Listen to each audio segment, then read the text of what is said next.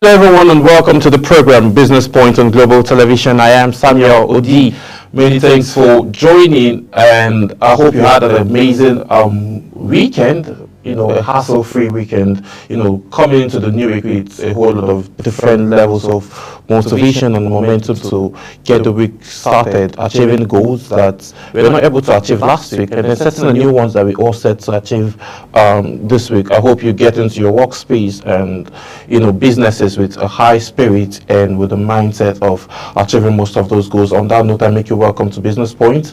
On today's edition, we'll be looking at value for farmers and trade. In line with agricultural subsidy, the government have made mention of subsidizing products and also providing equipment for farmers to help aid production, given the fact that Nigeria as a nation is suffering food insecurity. And in line with that, there have been a waiver by the federal government on importation of grains from Europe and other parts of Asian countries. So on that note, we're going to be looking at angles, how farmers have been benefiting from all of these and how swift can we bounce back from this food insecurity that has been ravaging the land, given the fact that this year, during this raining period, flooding affected a whole lot of areas, and insecurities in rural areas and the urban areas also, rendered a whole lot of farmers homeless and internally displaced. So those are other challenges, but in line with all of this, the governments are doing things within their power, within their reach, to be able to subsidize farming and also help farmers earn more, gain profit, and Nigerians having food in surplus. But the bottom line of this and way to achieve this is going to be by production, having massive production, and that is also going to help curb out inflation as well as having availability for food for the general public. So I have a guest who is going to help us understand or have a conversation around this light. He is a CEO of Samitex Investment. We'll be going on a quick break, and then when we return back, I will be introducing him fully as we dive in straight into the conversation of today. Stay with us, we'll be right back.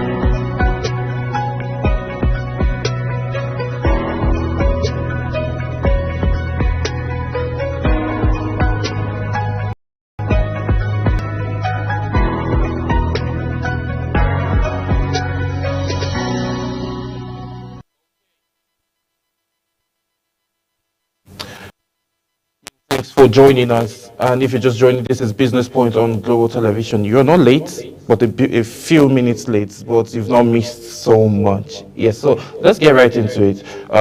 We're looking at values for farmers and traders. So I have a guest who is joining me virtually all the way from Akwa Basibon State, just like they like calling it over there, Mr. Anyefyong Ekanem, who is the CEO of Simatex Limited. Good morning, Mr. Anyefyong, if you can hear me. Good morning, sir. Nice to be here with you this morning. Many thanks for joining us on today's edition of Business Point. So let's get right into it. Values for farmers and trade. There's been a whole lot going on within the agricultural sector and food inflation hitting the land and all. With subsidy, how can you say that subsidy has affected farmers and then income and production decisions? Thank you so much for having me once again. Yeah, before I go on to answer your question, looking at the subsidy, one come to understand that subsidies is the money or value given to the farmers so that they can produce more of what they are doing in different fields of farming. like those who are in maybe cassava, whatever, either the government or individuals or organization, then give them this assistance so that they will have more productivity. Yeah. Then over the years, and government has and some individuals have been on it, giving a subsidy to the people who are actively farming, and that has really boosted the productive of the economy. Yeah. And Looking at when these you talk angles about now, there are challenges going on, and then how can you? I know you are a farmer, right? So, what are the major challenges that farmers face now? Looking at the just concluded farming period where a whole lot of raining and flooding happened. How are all of those challenges being addressed? when you talk about the challenges the farmer go through, I think let's look at this way. A farmer without a trader, their products cannot get to the final consumer. Let's start with that one first. By the time I have my products, then for me to sell this product, I have a middleman. I have someone that will take it from me to the final consumer. By the time my product is I bring my product from the farm gates to where I am to sell. There is this what we call a price disagreement. I put in some money to produce this business. Then at the end of the day, the trader comes in and overprice what I have invested. That bring a kind of disagreement, and that be total will be there. So I am looking at a situation whereby the farmer and the traders will come to a compromise, have an agreement, so that it should be a win-win approach. It's not something that only the one side will win, then the other side will now be facing some challenge. There are other ones that I can say quality of produce. Like farmer, the traders expected more of the higher value.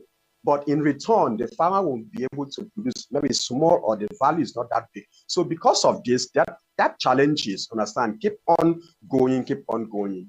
So I'm looking at a situation whereby the two bodies will come together, either their union, so they have an understanding, so that this, whatever the farmers produce, will get to the final consumer.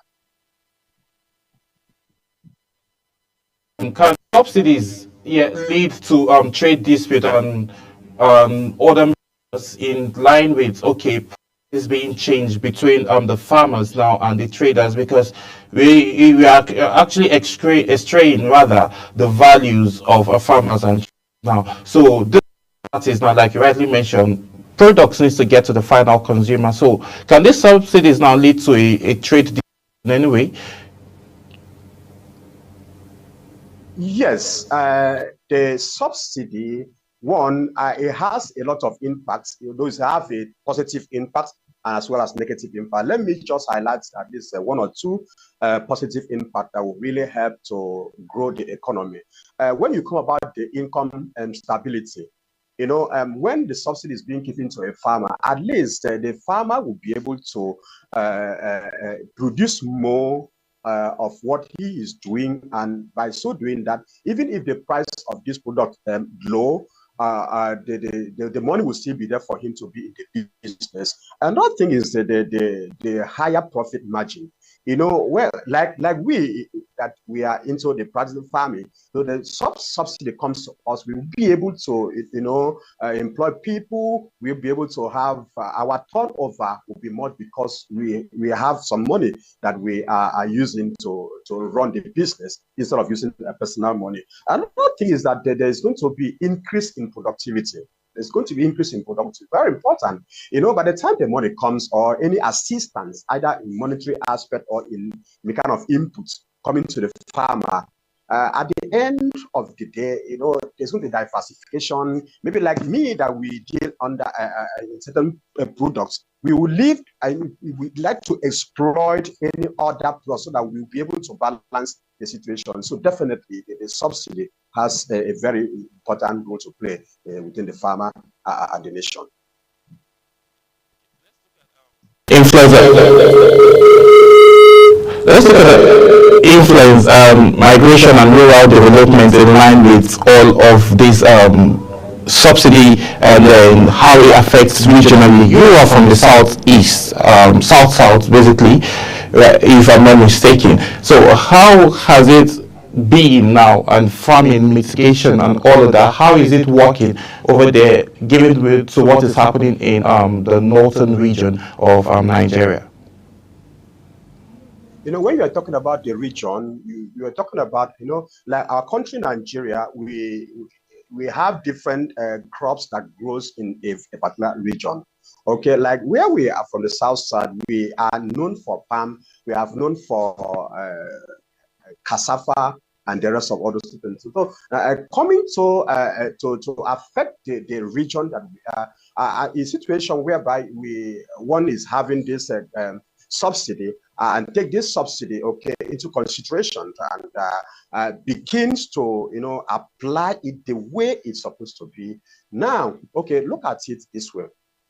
The northern part are known for grains and beans and some all those things. So bringing, because you have this subsidy and you want to let me just do what they are doing over there, definitely it's not going to work. So there's going to be a question mark there. I believe that when this subsidy comes, one has to stick into a particular area of specialization based on the geographical area.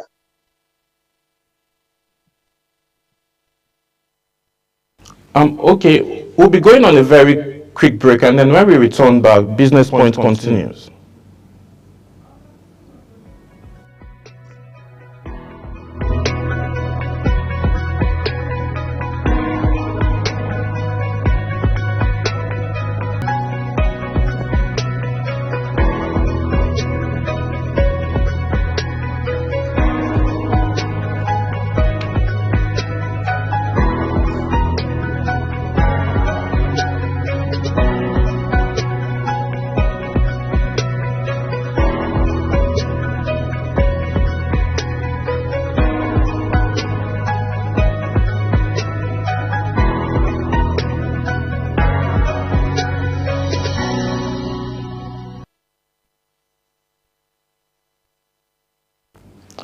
Many thanks for staying with us.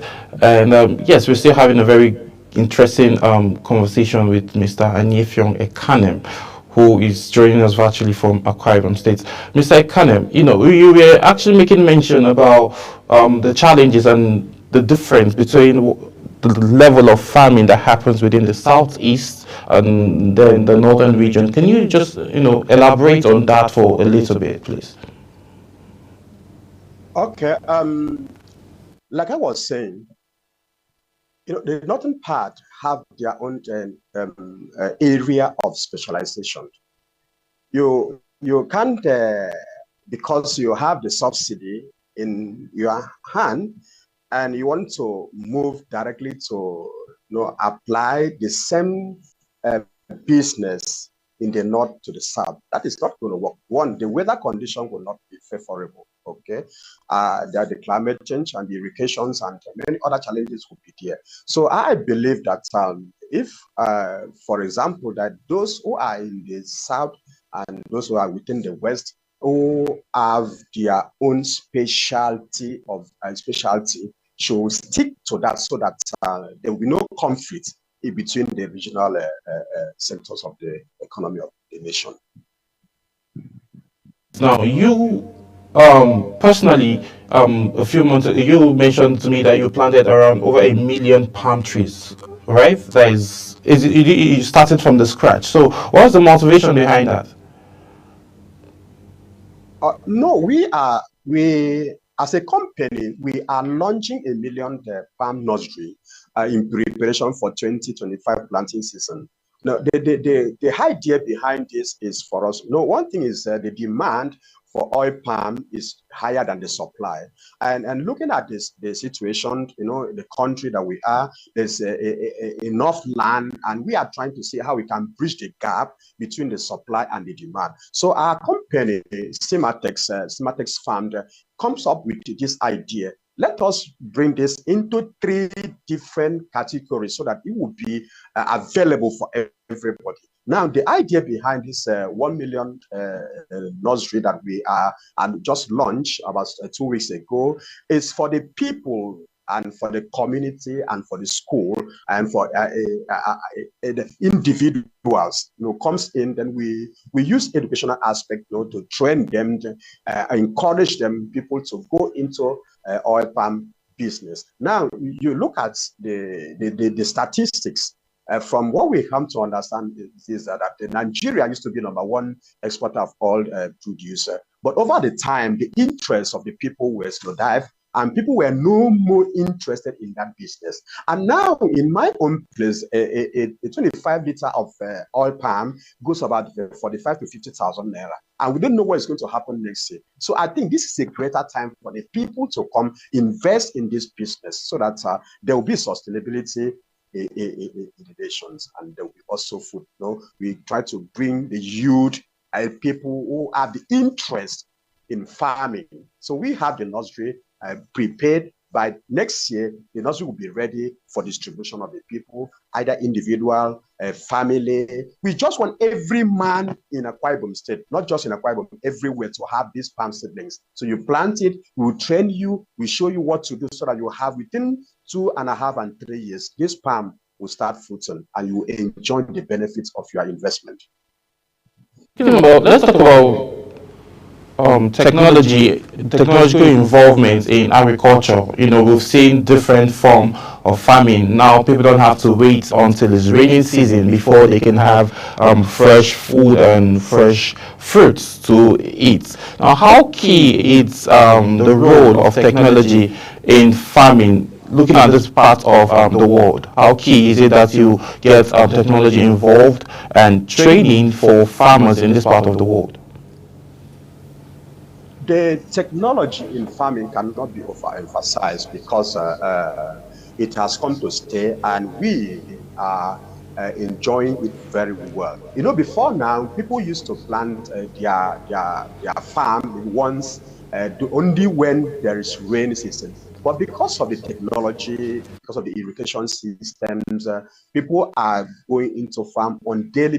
There's no season without farming, and this is what we have collaborated with some different companies like Palm Shop. We are partnering with Palm Shop to also use technology to train the people, to let them understand that you don't need to labor. Okay, like in my place, before now, they used to go to the mill. People will stay from morning till night without achieving anything. But with good technology and good machines, within a shorter period of time, you'll be able to do what you want to do, and you get the results and move out to another thing. So technology is very, very important. I wish that the society and the people, or the top people over there, will be able to invest in this aspect, so that farmers will really enjoy what they are doing.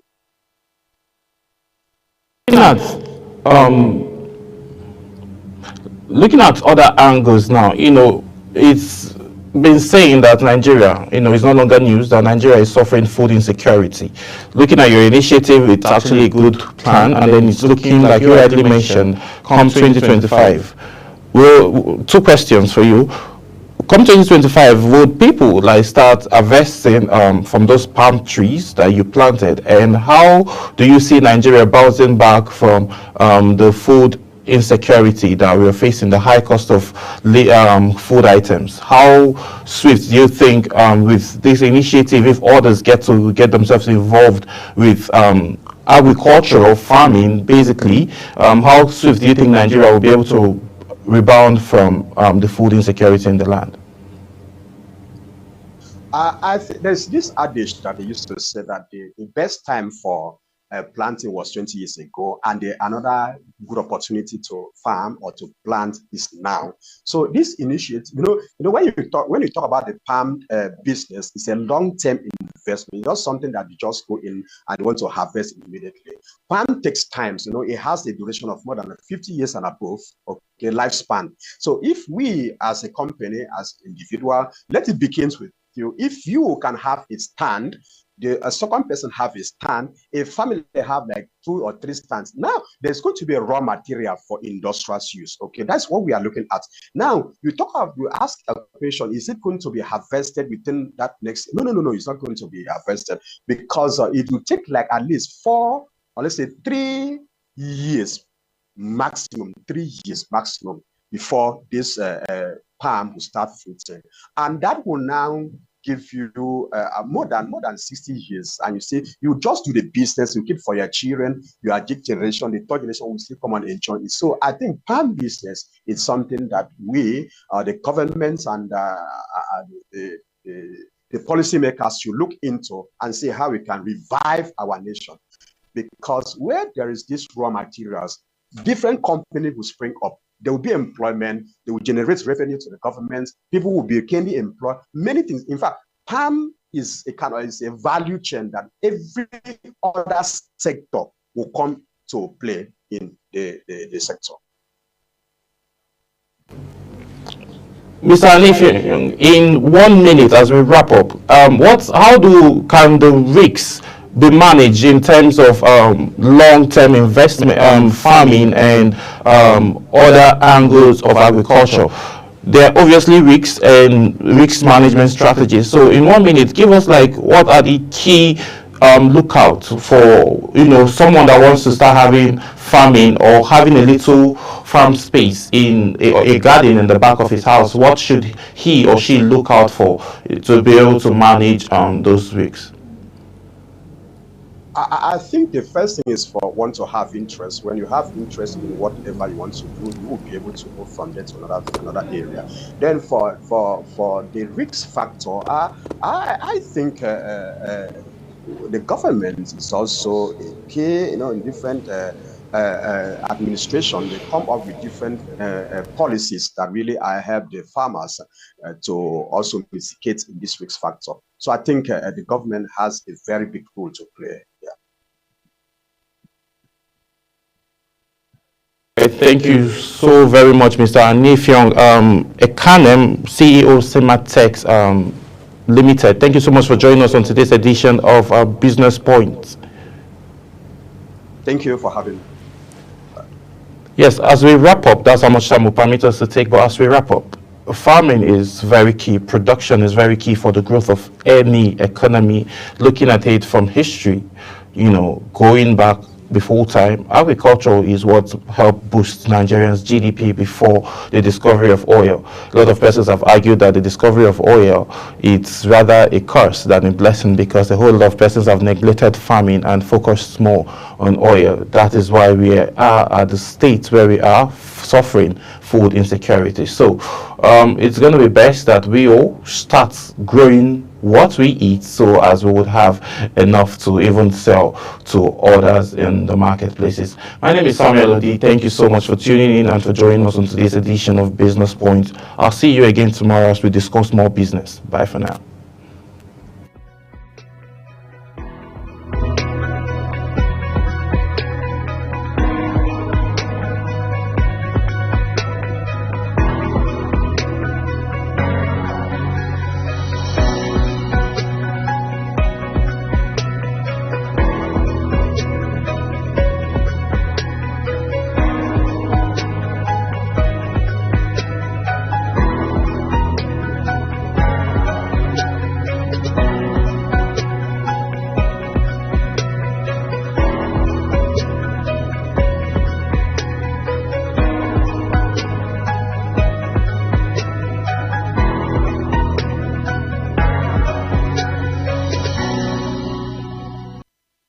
Business Point on Global Television. The business world can be dynamic and unpredictable, with headwinds and volatility sometimes becoming an obstacle for players in the business and economy landscape. Watch Business Point on Global Television as Samuel Odi walks you through the twists, turns and curves in bonds, stocks and crucial market indices from a global standpoint. Watch Business Point weekdays on Global Television at 11 a.m. West African time. Business Point. This is business.